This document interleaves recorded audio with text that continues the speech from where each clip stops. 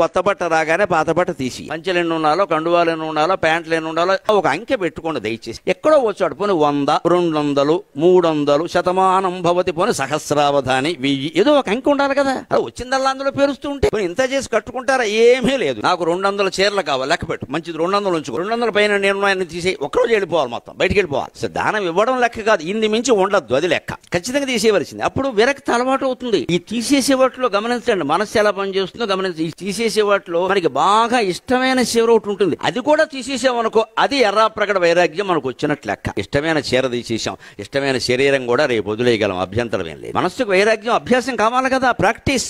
వైరాగ్యాన్ని కూడా అభ్యాసం చేయాలి. అభ్యాసం చేయాలంటే మనకి బాగా ఇష్టమైన వాటిని ఏడాదికో, 2 ఏళ్లకో, 3 ఏళ్లకో తీసిపారయ్యారు, నాకు అక్కలేదు, తప్పదు కదా. 90 ఏళ్లకైనా చావు తప్పదు కదా. దేహాన్నే వదిలిపెట్టాలి అంటే దేహం మీద ఉండే బట్టలు, నగలు, దేహానికి ఉన్న పేరు, డబ్బు, వీటిని వదిలిపెట్టలేకపోతే దేహాన్ని ఎలా వదిలిపెడతాం?